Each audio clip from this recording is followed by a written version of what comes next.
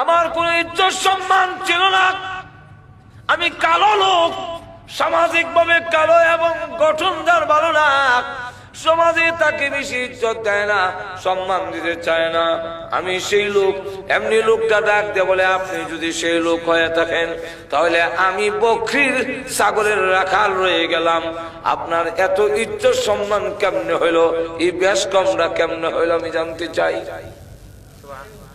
লোকমান হাকিম বলেন, তুমি কি চাও দুনিয়া এবং আখিরাতে আমার মতো ইজ্জত আর সম্মানের অধিকারী হতে? আমরা কি তখন আপনারা চাইতেন না? একটু ধরে কম, দুনিয়া এবং আখিরাতে আমি সম্মানী হই, এটা আপনারা চাননি? আরো ধরে কম। লোকমান হাকিম যে মাত্র বলেছে, সেই লোকটা ডাক দিয়ে বলে, হ্যাঁ লোকমান হাকিম, আমিও তোমার মতো দুনিয়া এবং আখিরাতে সম্মানিত হতে চাই। লোকমান হাকিম বলেন, যে সমস্ত গুণের কারণে আমাকে আল্লাহ এত সম্মান দিয়েছেন, সেই গুণগুলো তুমি অর্জন যদি করতে পারো, জেনে রাখো তোমারও সম্মান দুনিয়া এবং আখিরাতে বেড়ে যাবে। তুমি যদি আমার মতো সম্মানী হতে চাও, যে সমস্ত গুণগুলো আমি অর্জন করছি সেই গুণ তুমি অর্জন করো, তাহলে দুনিয়া এবং আখিরাতে তুমি সম্মানিত হইবা। এই গুণগুলো কি? গুণ হইল 9টা। জোরে কোন কয়টা? কইতাম নি? আরো জোরে কম না, অসুবিধা হইতাছে? 1 নম্বর চোখ দৃষ্টির নিচের দিকে রেখে। কোন দিকে? কেন? আল্লাহ বলছে, কুল্লিল মুমিনিনা ইয়াকুদ্দু মিন আবসারিহিম।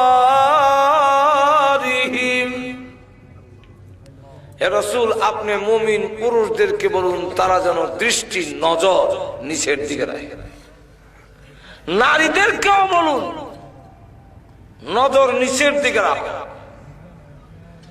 আমাদের সমাজে যদি খালি এই আইনটা বাস্তবায়িত হয়, পুরুষ তারা রাস্তাতে গেলে তারা নিচের দিকে চাইয়া দেব, বেটেন্টের দিকে সাউন্ড নাই, আর মহিলারাও কোনো বেড়ার দিকে চাইতো না।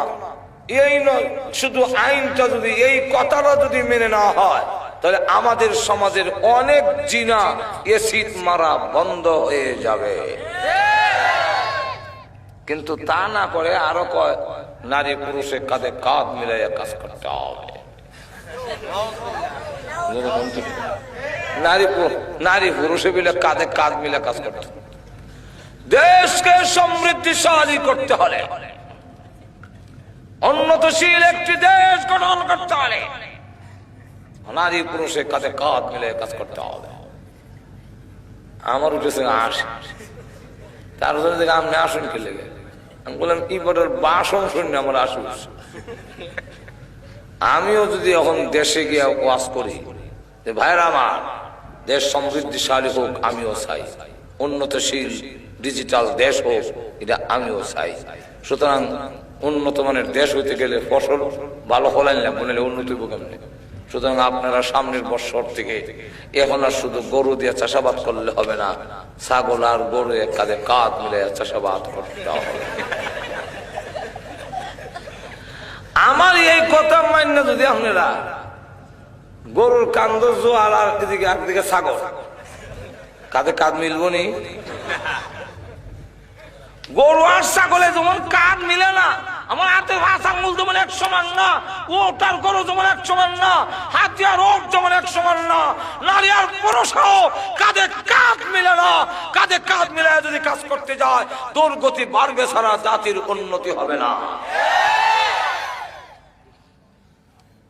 এখন যেই মাত্র আলবা আরম্ভ করছে, এমনি খালি টান দিছে বড়, যে মাত্র খালি লাঠিতে গুতা দিছে, আর গরু সামনের দিকে গেছে, জোয়ালের জাতাত ছইয়া ছাগল বেমানে দিয়ে সিলি দিয়া চ্যাপটা মরিয়েছি,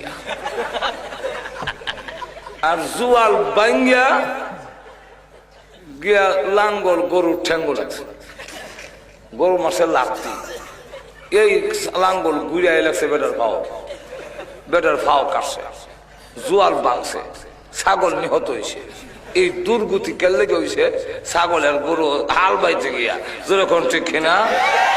আমাদের দেশের দিন দিন দুর্গতি বাড়ে কেন? নারী পুরুষের কাঁধে কাঁধ মিলাইয়া না জিনা বন্ধ হবে না ব্যভিচার বন্ধ হবে। যদি জিনা বন্ধ করতে হয়, অ্যাসিড মারা যদি বন্ধ করতে হয়, সর্বপ্রথম চোখের হেফাজত করো। আল্লাহ রাসূল বলছেন জিনাল আইনে আন নজর, জিনাল আইনে আন নজর, যে চোখে কুকন কুকন ডাক পারি, কুকন মোদের কার বাড়ি, আয় রে কুকন গড়ে আয়, দুধ মাখা ভাত কাকে খায়? কে খায়? কাকে খায়? ডাকে খারে, ডাকে খারে, কুকন রে ভাত খায় কে? ডাক কাকে?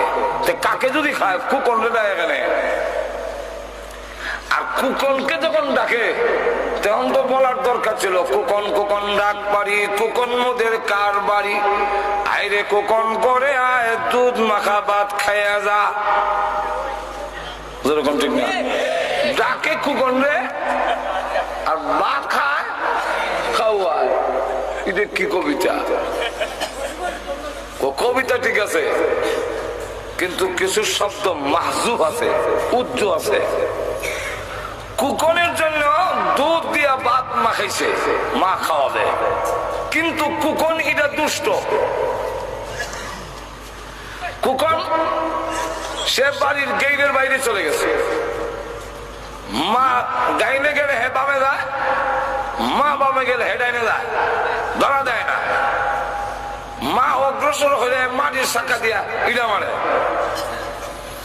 মা তখন বলেন এই দুধ ভাত খাইলে তোর লাভ হবে, আমার কিছু না, কিন্তু ধরো দেশ না, উল্টা আমারে আরো ডিল মারো। তাহলে এই ভাত আর এখন তোরে খাওয়াইতাম না, কাউরে খাওয়াইল। ভাত ছিল তোর, কিন্তু তোর আসরে কাউয়া খায়। তাহলে কবিতাটা হবে কুকন কুকন ডাক পারি, কুকন মোদের কার বাড়ি, আইরে কুকন ঘরে আয়, তোর দুধ মাখা ভাত তোর আচরণে কাকে খায়? আর তো জোরে কর। ঠিক তেমনি হবে আল্লাহ রাব্বুল আলামিন বলেন মাটির নিচে তেল তোমাদেরকে দেওয়া হয়েছিল, শক্তিশালী হবে, আমি আল্লাহর ইবাদত বন্দি করবে, আমার গোলামি করবে। কিন্তু তোমরা দেখা যায় তেল পেয়ে আরো ন্যায়ের গড়িতে তেল জমে গেছে, চর্বি জমে গেছে। এখন তোমরাও ওই মূর্তি পূজারীদের মতো মূর্তির সংস্কৃতি বিশ্বাসী হয়ে গেলে তোমরাও আমি আল্লাহকে ছেড়ে দিয়ে মূর্তির সংস্কৃতি বিশ্বাস করো, জায়গায় জায়গায় মূর্তি স্থাপন করো, ভাস্কর্যের নামে তোমরা মূর্তি স্থাপন করো, মূর্তির সামনে গিয়ে হ্যাঁ হ্যাঁ করো। যেরকম ঠিক না? তোমরা যখন কবরের সামনে গিয়ে সেজদা দাও, তোমরা যখন মূর্তির সামনে সেজদা দাও, তোমরা যখন এক ভণ্ডর সামনে গিয়ে মাথা ঝুঁকাও, নিজের হাতে তুমি নিজের মর্যাদা কমাইয়াছ, অতএব তোমাকে কেউ রক্ষা করতে পারবে না। আর একটু জোরে বলেন। অথচ মুসলমান যখন নিজে, আমরা অনেক সময় বলি যে হুজুর জিনিসের দাম যে বেড়ে গেল, জিনিসের দাম যে বাড়ছে, এটার কারণ কি? আমরা মনে করি সরকার পরিবর্তন হইলে জিনিসের দাম কমে যাবে, এমপি পরিবর্তন হইলেই সমস্যার সমাধান হয়ে যাবে। তখন চাউল এমন সস্তা হবে, বস্তা ভরে রাস্তার কিনারে ফেলায় রাখবে আর নিয়ে আসবেন। আর হয়তো তেল সোয়াবিন এগুলো খাল দিয়ে বাইসা দেব, বালতি বইরা নিয়ে আসবেন। এমন আশা করে কিন্তু বসে আছেন যে সরকার পরিবর্তন হয়ে গেলেই সব।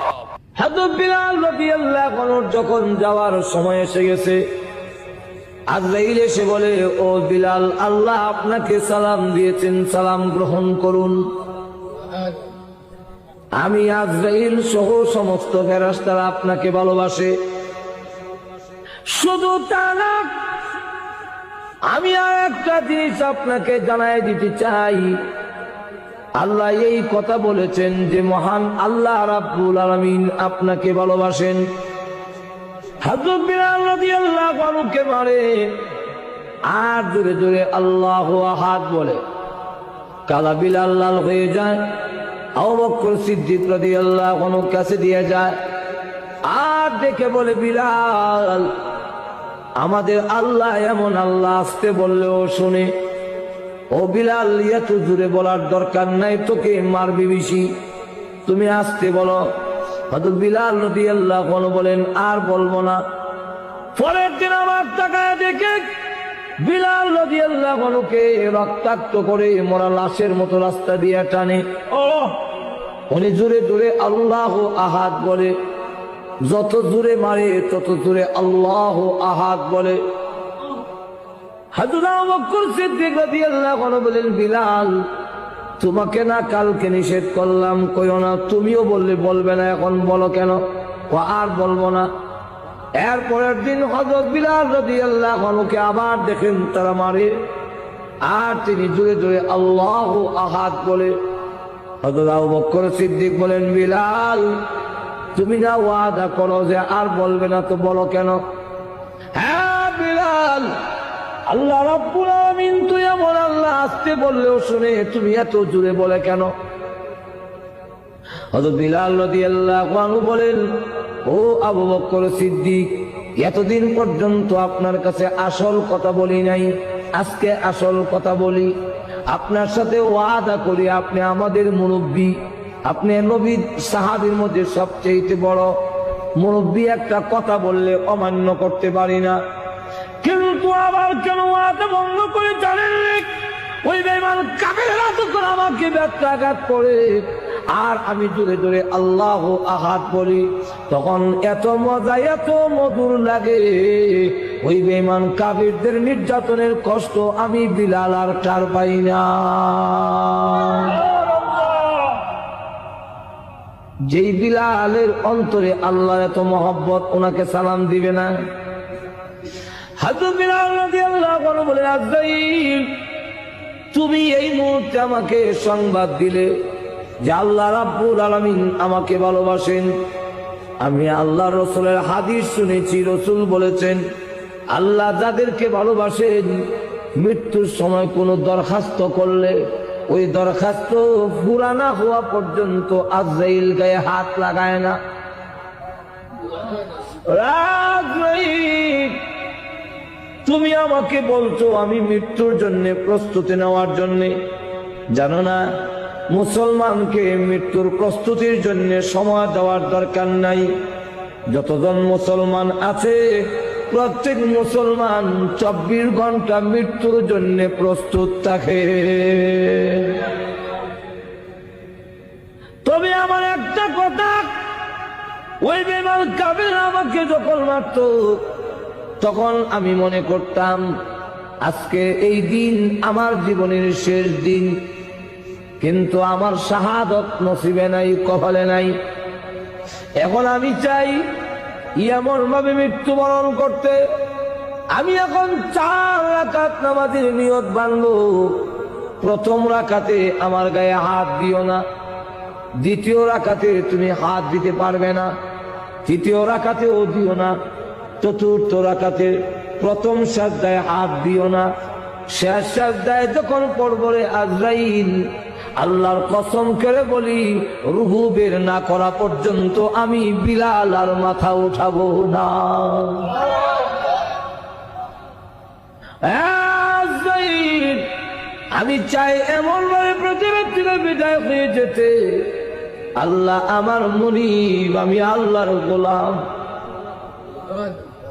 আমাদেরকে মৃত্যুর প্রস্তুতি দেওয়ার দরকার নাই, আমি চাই সাজদা দিয়ে যাইতাম দুনিয়ার থেকে।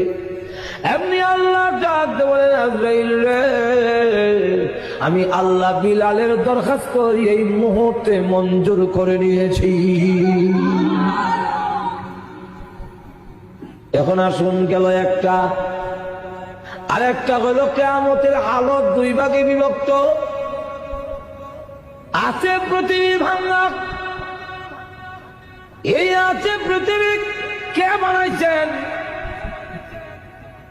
সব ঘুমো জোরে ক না সন্দেহ আছে জোরে